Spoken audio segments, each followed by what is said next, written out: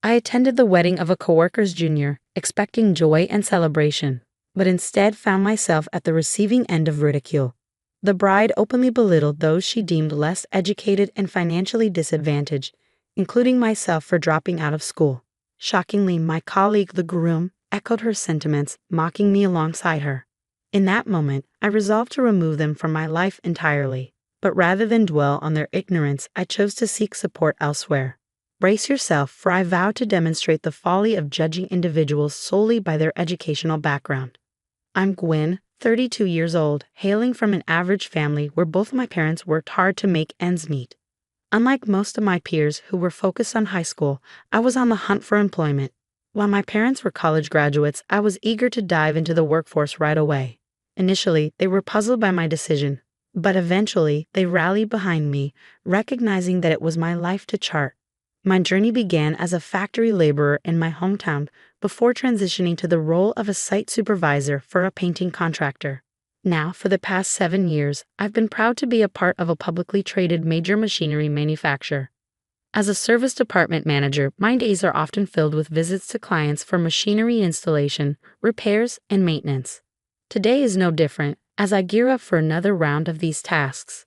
As I merge onto the freeway in the company car, my work phone buzzes with a call from the office. Instantly, my heart sinks a notch. Not another one, I think to myself. Pulling over, I promptly return the call, only to be greeted by yet another client complaint. I'll head over right away, I assure them, despite the inconvenience it poses to my schedule. With an apologetic tone, I bow my head, though the person on the other end can't see my gesture. Now, I must reshuffle my plans to address this issue first.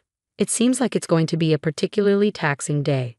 Returning to the branch office after 7:00 p.m., I find Theodore from my service department already present, engaged in a lively conversation with a colleague from sales. I'm back. Nice of you to notice, I remark as Theodore quickly acknowledges my presence before retreating to his desk to resume work. Each branch office, spread across various regions, operates with a small team under the supervision of an area manager. In this particular branch, it's just Theodore, who happens to be 2 years my junior, and myself in a service department. Hey Theodore, can I have a moment of your time? I inquire, sensing a hint of irritation in his response. What's up? He responds curtly. I received a complaint from one of your clients this morning. Normally, I would handle it myself, but we're both scheduled to visit them tomorrow to offer our apologies. Why was the issue left unresolved for 2 days? Both days were booked for me. The CEO over there is always micromanaging. Maybe they should reconsider how they treat their employees. Theodore retorts, sticking to his pattern of offering excuses and pointing fingers at the client. Feeling compelled to address the situation, I inform Theodore. I'll be reporting this to the area manager. I had to intervene to resolve a client's issue, and it needs to be documented. Unfazed by the consequences, Theodore scoffs. So you're snitching on me again just because you're envious of my education. You tend to exaggerate things in your reports. His lack of remorse is evident as he attempts to deflect blame onto me, insinuating that my college dropout status fuels my supposed jealousy. It's disheartening to witness this transformation in Theodore, who used to be a respectful, humble colleague. However, ever since learning about my academic background, his demeanor has shifted drastically. While I wouldn't mind if he simply fulfilled his job duties, the influx of complaints from his clients has become a persistent headache. The following day, we both make our way to the client to extend our apologies. Upon our arrival, we're met with a barrage of confrontational words from the president of the client company. While his aggression is typical in industrial settings, I'm accustomed to handling such situations. However, Theodore, lacking field experience, remains silent, seemingly unsure of how to respond. After diffusing the tension with the client and discussing plans for future improvements, Theodore finally offers a subdued apology. I expect him to be disheartened on our journey back, but to my surprise, he exhibits no signs of remorse. Instead, he poses a question that catches me off guard. Why are field workers so uncivilized? In a stark display of his unchanged attitude, Theodore resumes his critique of the client, showing no willingness to reflect on his own actions. That CEO practically flaunts his lack of education with the way he communicates. It was rather cringe-worthy to witness. Who managed to infuriate a client to that extent? Perhaps it's time for some self-reflection on your part, I express, hoping to provoke some introspection. But my words seem to fall upon deaf ears as Theodore brushes off my concerns, retorting, "You're just out of touch because you've spent too long in those environments."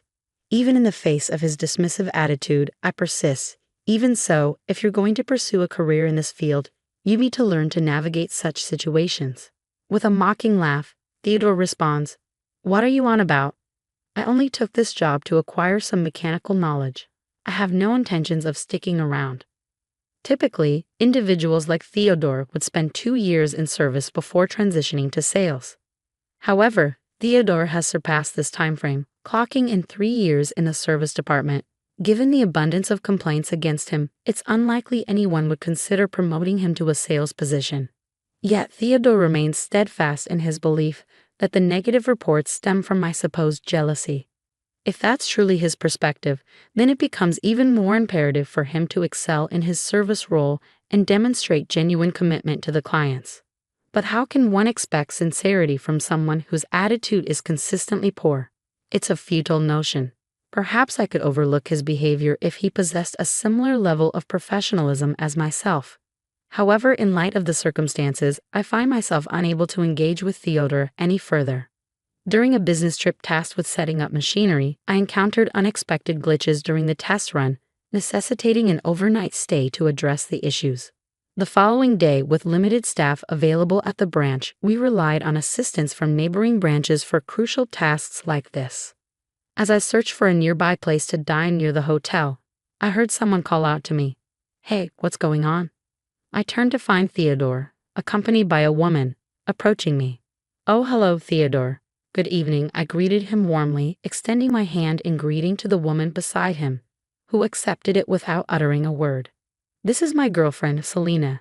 She's a local," Theodore proudly introduced her, his tone tinged with an air of superiority. Though I felt a sense of familiarity upon seeing her, I brushed it aside. Invited to join them for dinner, I accepted Theodore's offer. As we placed our orders, Theodore couldn't resist boasting. "In fact, we just got engaged. Selena graduated from the same college as me, and her family holds considerable wealth in the local area. She's definitely on the fast track to success." It became apparent that the reason for the dinner invitation was Theodore's desire to showcase his fiancée. However, Selena's demeanor left much to be desired. She barely acknowledged my presence, avoiding eye contact and offering only intermittent nods to Theodore. As dinner drew to a close, Theodore monopolized the conversation, leaving little room for others to contribute. When he excused himself to visit the restroom, I found myself alone with Selena. Breaking the silence, she spoke with a hint of chilliness in her voice. "I've heard quite a bit about you from Theodore."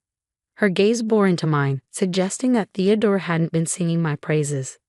"You seem to believe your managerial role is significant just because you've been with the company a bit longer.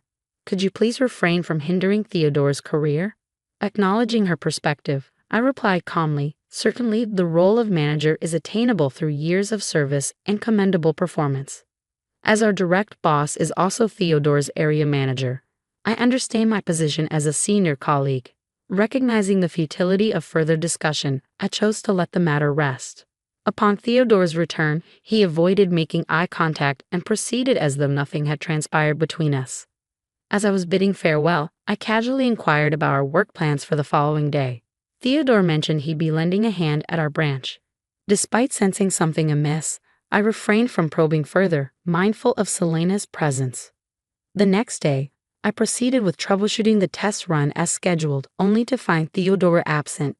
Feeling uneasy, I discreetly approached the area manager, seeking clarity on Theodore's whereabouts. Upon investigation, it surfaced that on the day I encountered Theodore and his girlfriend, they were supposed to be on a business trip requiring an overnight stay. This revelation pointed to a clear case of misrepresentation. Handing over the matter to the area manager, I stepped back.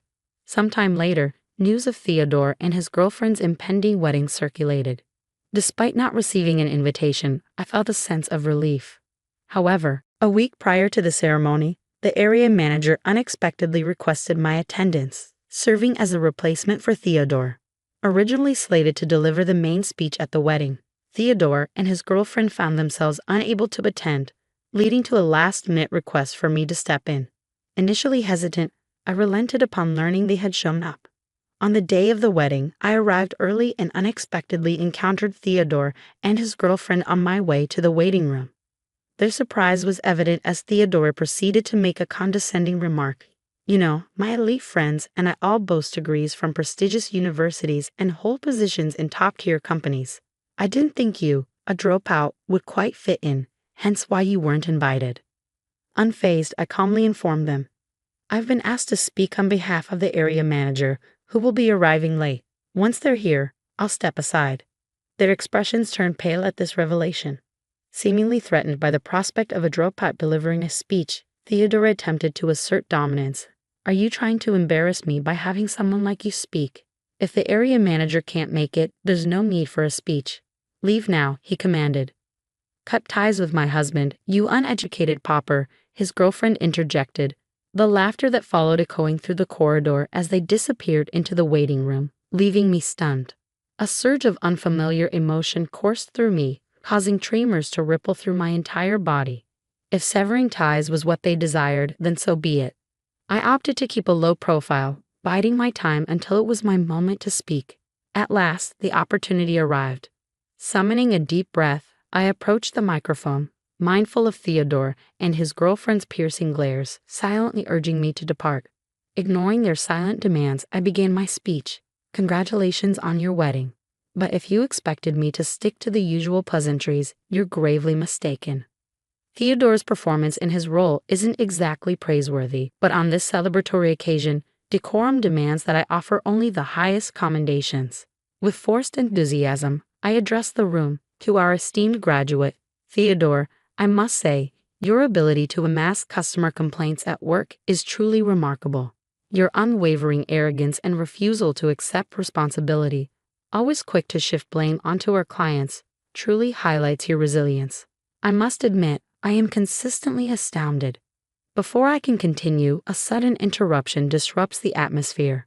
Standing up beside a visibly flustered Theodore, his partner interjects, "Stop it now. You were supposed to sever ties with Theodore. Cease this bullying." Despite the commotion, I press on with my speech, albeit with a touch of irony. Our distinguished graduate, Theodore, certainly knows how to leave an impression. He's been fabricating business trips to spend time with her and fraudulently claiming expenses for it. It's a blatant case of embezzlement, I assert, my tone firm and unwavering. Cut it out, you're fabricating all of this. Theodore's face flushes crimson with anger as he advances towards me. His partner joins in, her voice echoing through the chaos. What evidence do you have for these accusations? Are you out of your mind? As the room spirals into pandemonium, the MC nervously intervenes, urging me to cease. In that moment, just as I ponder whether this is the end of the ordeal, the door bursts open with a resounding bang.